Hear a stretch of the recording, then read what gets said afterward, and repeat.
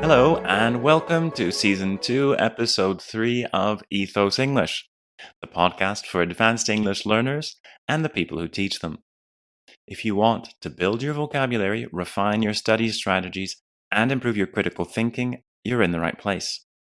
You can find the show notes with extra resources, including my monthly newsletter and free study materials at ethosenglish.com/podcast. Some of you got in touch this week to let me know that you missed having a full transcription of the show, that is the text version of the recording, so I'm now including it in the show notes. Keep in mind, that is, remember, that this transcription is done using software and there may be the occasional mistake. I do proofread it, that is, go through it and to identify and correct mistakes, but there may still be a few that I've missed.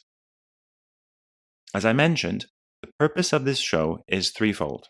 Firstly, to help you increase the size of your vocabulary, especially formal and academic vocabulary. Secondly, to refine your study strategies. And thirdly, to improve your critical thinking. In this podcast, I help you learn vocabulary in a few different ways. One technique I make use of is paraphrasing. That is, I pause now and then after using specific words or groups of words that we call chunks. In fact, I just used paraphrasing to explain what paraphrasing means. What's more, at the end of the show, I read out a list of the most important vocabulary from the episode and give extra examples and definitions. Finally, at the end of every month, I send out a newsletter with a Quizlet flashcard set to help you learn this vocabulary by heart and use it spontaneously when speaking. Because vocabulary review is part and parcel of effective language learning. As for study strategies, I explore ways of becoming more perceptive about language. That is, I help you notice things that learners of English don't tend to pay attention to. And to illustrate this, last week I explained simple ways of resetting our attentional filter so that the next time you listen to a regular podcast in English or read a newspaper article in English, you'll start taking notice of and remembering words and especially chunks that you wouldn't have identified otherwise. What I've just said comes with a caveat, that is, a warning to consider something before taking any more action. My caveat is this: if you want to improve by leaps and bounds, that is, improve dramatically, you have to make a concerted effort to become a different kind of learner. Every week, I give you tips on learning how to learn that you can apply when listening or reading in English. Let me repeat that. I help you learn how to learn. It's not just the content, it's not just the vocabulary, it's actually helping you think differently so that you can actually be receptive to information that you are ignoring in your environment. Now, 2 weeks ago in episode 1, I focused on delexicalized verbs, or what we sometimes call empty verbs, like get, go, take, make, do, have, give, put, set. Now, you as a learner, it doesn't matter that you know they're called delexicalized. Delexicalized comes from the word lexicon, vocabulary. So something which has been delexicalized, it means the meaning has been taken out of it. That's why we sometimes refer to them as empty verbs. Why do we call them empty verbs? Because on their own, they don't have a lot of meaning. That these short, highly frequent verbs in English, their meaning comes from the chunk, the group of words that they're part of. And the problem is that learners don't notice that these empty verbs are parts of larger structures that are some of the most important chunks, the most important building blocks in English. So, in the first episode of this season, I talked about how a very simple yet effective study technique is to go through a text and identify all of the chunks that contain these verbs, or even choose one of these verbs. So, before we move on, I want to ask you, have you tried this out? This technique of going through a text, a newspaper article, for instance, and identifying the chunks containing delexicalized verbs. I'm guessing that you haven't. And I just want to remind you, this is a friendly reminder, that if you listen to this podcast, but make no attempt to practice the tips I discuss, you won't see the improvements you want.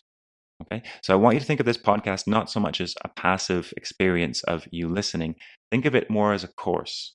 Okay. And so when I ask you to do something to put into practice the tips I'm giving you, take that suggestion seriously if you are serious about making uh, real improvements. So, in order to make sure that you do use these tips, we're going to do a little experiment. You're going to re listen to this first part of the show from the beginning and identify all of the possible chunks that contain the verbs make and take. Not all of these empty verbs, these delexicalized verbs, just two that I've chosen, make and take. Now, are you ready to check? Have you re listened? Once you've done so, you can carry on listening. I'm going to tell you now what the chunks are that contain make and take that I've used up until now. So here they are: make use of, take notice of, take action, make a concerted effort, make no attempt to do something, make sure to do something. While it's perfectly fine to say use and notice, it is quite common for proficient speakers of English to say make use of something rather than use something, and take notice of something rather than notice something, especially in more formal contexts. And these chunks are precisely the sort of thing that are tested in transformation exercises in Cambridge exams. That is, the suite of exams. We've got the B2, we've got the first certificate, then C1, the CAE, and C2 proficiency. So, in short, these tips will pay off not just in terms of your fluency, but also in terms of your exam scores. In last week's show, I introduced the concept or category of binomials. That is, words usually joined by and. Some of the examples from last week's show were sick and tired, tried and trusted, by and large. And binomials can also consist of words joined by or, as in sooner or later, take it or leave it, uh, or by the preposition by, such as bit by bit, little by little. And this is a really important category of chunk in English. So, to help you reset your attentional filter so that you're more likely to notice binomials as a distinct category of chunk, I've included 4 of them, 4 binomials, throughout this episode, and I have not identified them explicitly as such.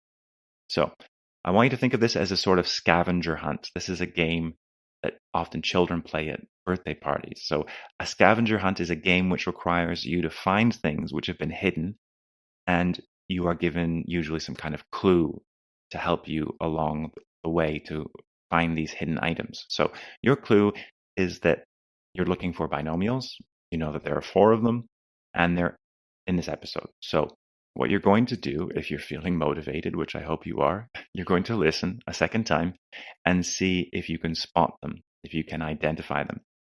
And then to check, you can go to ethosenglish.com/podcast and click on this episode, season 2, episode 3, to see the list of binomials with their meanings. Now, hopefully after these first 3 episodes, my message has come through loud and clear that learning to identify and notice different categories of chunks in English will make you a far more effective language learner. Let's go over today's vocabulary. Keep something in mind. Bear something in mind. Yeah, I just wanted to remind you that you should keep in mind that sometimes people say bear something in mind. It means the same thing. So if you tell someone to keep something in mind, you are telling them to remember or consider something. As in, keep in mind that learning tips without putting them into practice is a waste of time. Proofread a document. Find and correct mistakes in a text before it's printed or put online. Fold. A suffix added to a number to show that something has the stated number of parts or multiplied by the stated number, as in the following 2 examples. The problems are twofold. Firstly, economic, and secondly, political. In the last 50 years, there's been a 33-fold increase in the amount of pesticide used in farming. As for. Used to begin talking about another subject which has been mentioned before. As for the money, we'll talk about that later. A caveat. A warning to consider something before taking any more action, or a statement that limits a more general statement. Bear in mind that this is rather formal. He agreed to the interview with the caveat that he could approve the final article. Pay off.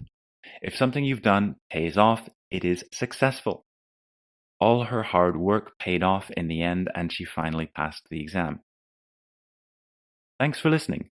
If you like the show, why not follow me on Instagram? My account is Ethos English with Sean, Sean. That's how you spell my name. And I post daily vocabulary and videos. If you want the monthly Quizlet set, sign up to my newsletter at ethosenglish.com/podcast and click on this episode. Next week, I'll be back with a show on a different kind of category, namely cognitive biases and how our awareness of them helps us think more clearly.